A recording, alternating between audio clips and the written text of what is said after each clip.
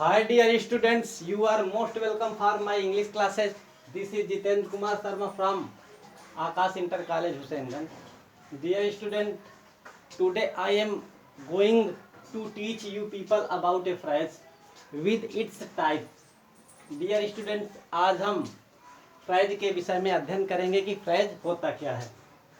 First, we will study about its definition, which is written on the board.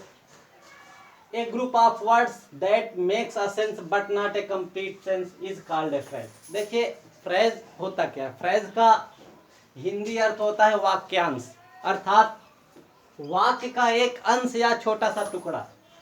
देखिए phrase क्या है. A group of word, शब्दों का एक समूह होता है. दैट मेक्स अ सेंस, जो एक भाव प्रकट करे, जो अपना एक अर्थ को प्रकट करे या अपना एक अर्थ दे या अपना एक अर्थ निकाले, but not a complete sense is called a phrase. मतलब जिसका अर्थ, जिसका भाव पूर्ण ना हो, उसे हम फ्रेज की संज्ञा देते हैं. कहने का आशय यह है कि फ्रेज किसी वाक्य का एक छोटा सा अंश या टुकड़ा होता है जिसे हम वाक्यांश की संज्ञा देते हैं. वाक्यांश प्रायः दो शब्दों से मिलकर ही बना हुआ वाक्य प्लस अंश, अर्थात यह एक वाक्य का अंश या खंड या छोटा सा टुकड़ा होता है.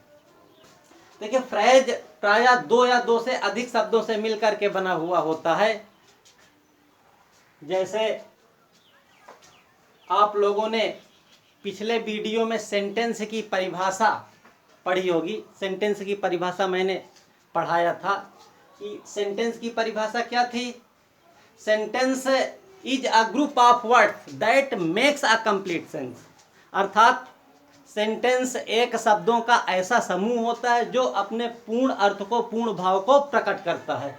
और फ्रेज क्या होता है, तो फ्रेज उसी सेंटेंस का एक छोटा सा अंश या टुकड़ा होता है. अर्थात जो सेंटेंस अपने पूर्ण भाव को, पूर्ण अर्थ को प्रकट करता है, उसी का फ्रेज एक छोटा सा अंश या छोटा सा टुकड़ा या छोटा सा खंड होता है, जिसे हम वाक्यांश की संज्ञा देते हैं. देखिए यहाँ पर कुछ वर्ड्स लिखे हुए हैं और इन्हीं वर्ड से फ्रेज का निर्माण होता है.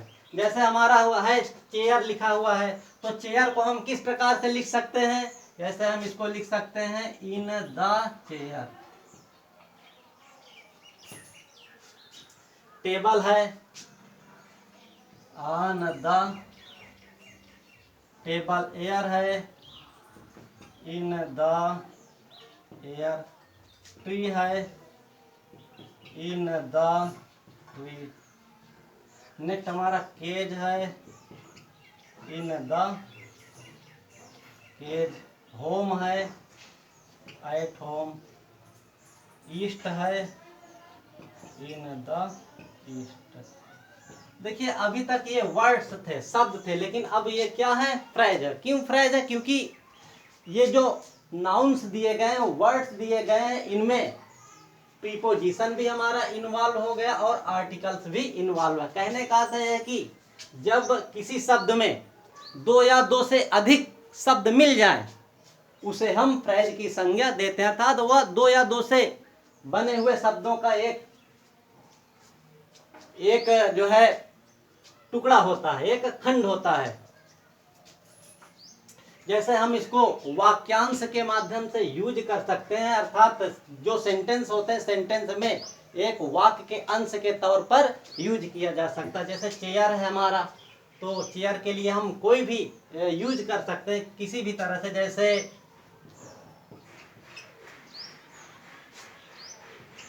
जैसे कहा जाए people are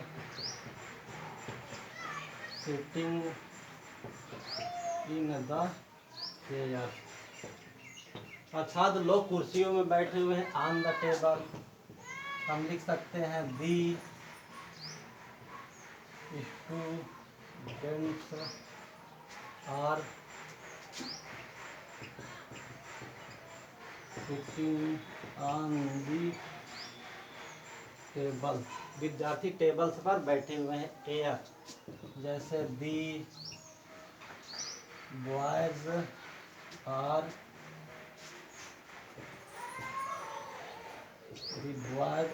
flying the kites in the air.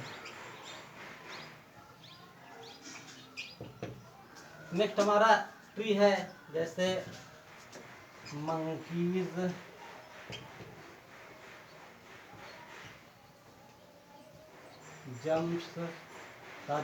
monkeys jump in the tree. बंदर पेड़ों पर उछलते हैं। इस प्रकार से जैसे केज हमारा लिखा हुआ है तो हम इसको जो है बना सकते हैं, the lion is roaring in the cage. Next हमारा है एट होम, तो some people are working at home, कुछ लोग घर पर काम कर रहे हैं। East the sun rises in the east, तो अर्थात हम किसी भी फ्रेज को सेंटेंस में यूज कर सकते हैं। जो हमारी फ्रेज होती है सेंटेंस में यूज किया जाता है। इस प्रकार से हम इन सेंटेंस के माध्यम से हमने शब्द से बने हुए फ्रेज और उनके यूज सेंटेंस के रूप में समझे। नेक्स्ट यहाँ पर फ्रेज के विषय में बताया गया कि फ्रेज कितने प्रकार का होता है। देखिए there are 5 types of a phrase. Phrase जो है निम्नलिखित 5 प्रकार की होती है। Noun phrase, verb phrase, adjective phrase, adverb phrase, preposition phrase.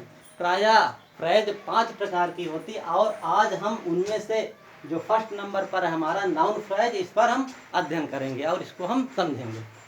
जैसे हमारा a noun phrase is a group of word. जो नाउन फ्रेज होती है शब्दों का एक समूह होता है। That does the work of a noun, जो संज्ञा का कार्य करता है। अर्थात नाउन फ्रेज होती है जो वाक्यांश होता है, एक शब्दों का समूह होता है जो संज्ञा के रूप में कार्य करता है। जैसे हम एग्जाम्पल के माध्यम से समझेंगे। यहाँ पर जैसे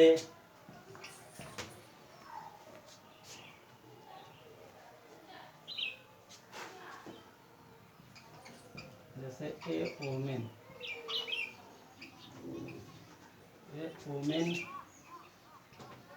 इन द रूम इज वीपिंग।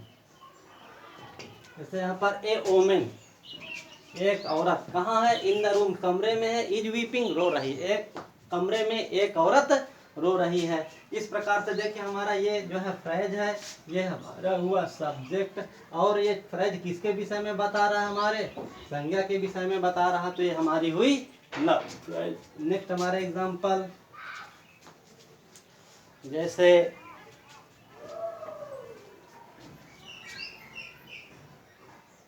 सी बाट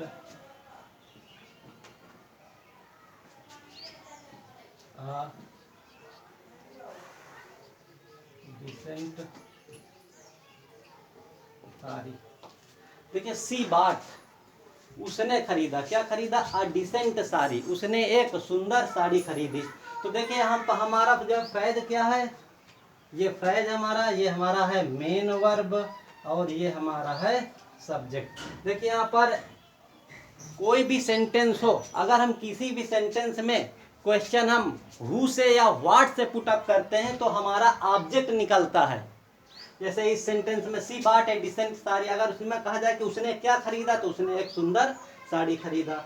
चाहे कहा जाए कि किसने खरीदा तो किसने, देखिए जो है क्योंकि ऑब्जेक्ट 2 प्रकार के होते हैं, डायरेक्ट ऑब्जेक्ट और इनडायरेक्ट ऑब्जेक्ट, तो इसमें केवल एक सिंगल ही ऑब्जेक्ट दिया हुआ है, तो इसलिए उसने जो है इसमें क्या से प्रश्न करने पर ही इसका अर्थ निकल रहा है। ये हमारा ऑब्जेक्ट है सारी, जो कि संज्ञा है, और इस संज्ञा के विषय में आ है, डिसेंट है, अर्थात एडजेक्टिव भी है और आर्टिकल भी है, तो यही हमारा जो है फ्रेज है। क्योंकि ये हमारा ऑब्जेक्ट है और नाउन है, और इस नाउन की विशेषता बताने के लिए छोटे छोटे शब्दों का समूह भी है, इसलिए ये हमारा फ्रेज हुआ।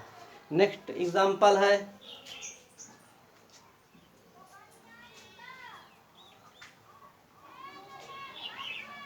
जैसे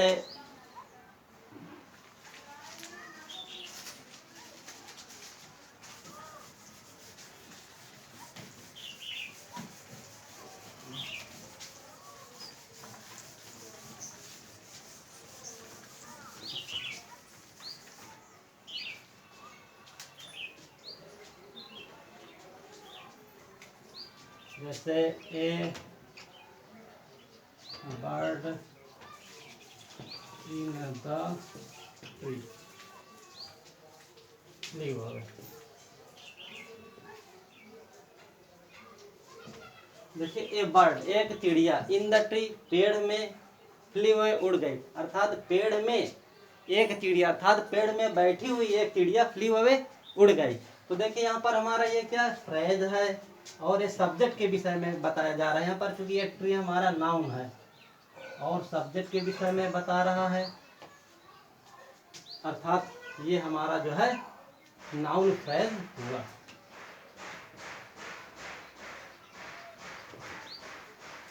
इस प्रकार से जो है फ्रेज जो होते हैं सब्जेक्टिव केस में होते हैं, हमारा सब्जेक्ट है, और इधर ऑब्जेक्टिव केस में भी फ्रेज हो सकते हैं। जैसे यहाँ पर बताया गया फ्रेज ये थे, monkeys jump in the tree, तो ये जो फ्रेज इन द ट्री कहाँ पर आया हुआ है, एक प्रकार से देखा जाए तो ऑब्जेक्टिव केस में आया हुआ है। तो अर्थात कहने का आशय है कि सब्जेक्टिव केस में भी हो सकता है और ऑब्जेक्टिव केस में हो सकता है, अर्थात वो जो है जो फ्रेज होते हैं दोनों तरह हो सकते हैं, उनको दोनों प्रकार से यूज किया जा सकता है। Dear students, next day we will study about verb phrase.